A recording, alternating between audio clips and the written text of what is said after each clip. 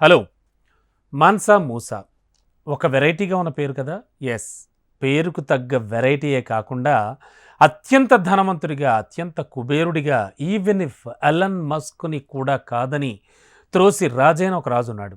ఒక రాజు కాదు కాదు అతను ఒక రాజు కాదు, మహామహా చక్రవర్తి. అంతేనా, మహాబలుడు కూడా. ఇంకా అతని గురించి చెప్పాలంటే ఆయన సంపద ప్రస్తుతానికి లెక్కిస్తే ఎంత ఉంటుందో తెలుసా? $400 బిలియన్ ఉంటుంది. అంటే ప్రస్తుతానికి విశ్వంలోనే అపర కుబేరుడిగా ఖ్యాతికెక్కినటువంటి ఎలన్ మస్క్ కన్నా కూడా దాదాపు 2 రెట్ల సంపద ఆయన వద్ద ఉండేది.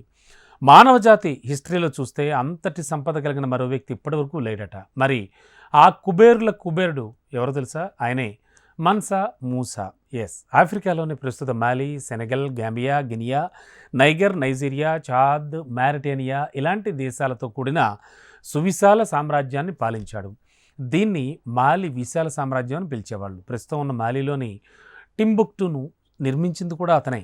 అయితే దీనికోసం పశ్చిమాసియా, ఆఫ్రికా ఖండం నలుమూలల నుంచి వేల మంది చాలా టాలెంటెడ్ పని వాళ్ళందరినీ కూడా రప్పించాడు. క్రీస్తకం 1312 నుంచి 1337 వరకు కూడా ఆయన పాలనలో మాలి చాలా ఖ్యాతి గడించాడు. ఆ ఖ్యాతి అంతా ప్రపంచానికి తెలిసింది.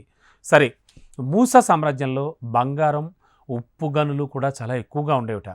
ప్రత్యేకించి బంగారం గనులు ఎక్కువగా ఉండడంతో బంగారం వేల టన్నుల్లో ఆయన ఖజానాలో కూడా నిల్వ ఉండేదిట. వీటిని ఇతర దేశాలకు సైతం ఎగుమతి చేయడంతో చాలా భారీగా సంపద దేశానికి వచ్చి పడేది. ఆఫ్రికా కంట్రీస్ అంటేనే చాలా రిచెస్ట్ కంట్రీస్, బట్ ఆ రిచ్ని వాళ్ళు ఎలా ఉపయోగించుకోవాలో వాళ్ళకి తెలియదు.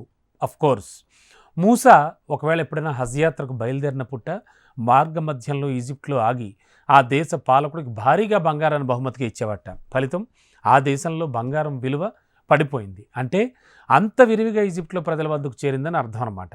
అయితే యాత్రకు ఆయన దాదాపు 1,00,000 మంది పరివారంతో బయలుదేరి వెళ్ళేవట. ఆ చారిత్రక ఆధారాలు కూడా చెబుతూ ఉన్నాయి. అయితే ప్రపంచంలోని ఇంత ఖరీదైన యాత్ర ఇప్పటివరకు లేదట. యాత్ర నుంచి వచ్చిన అనంతరం టింబక్టు నగరంతో పాటు పలు ప్రాంతాలని ఆయన అభివృద్ధి చేశాడు. ఆ కాలంలో మాలీలోని పలు ప్రాంతాలు విద్యా కేంద్రాలుగా కూడా ఉండేవట. సుదూర్ తీరాల నుంచి వేల మంది విద్యార్థులు వచ్చి విద్యాభ్యాసం చేసేవారట. అనంతర కాలంలో మూసా అనేక ప్రజోపయోగ కార్యక్రమాలు కూడా చేపట్టాట. కేవలం అంతులేని ఐశ్వర్యానికి చిహ్నంగానే కాకుండా విద్యాభివృద్ధికి, అంటే ఆ డెవలప్మెంట్లో శాస్త్ర సాంకేతిక పరిశోధనలకు కూడా కృషి చేశాట.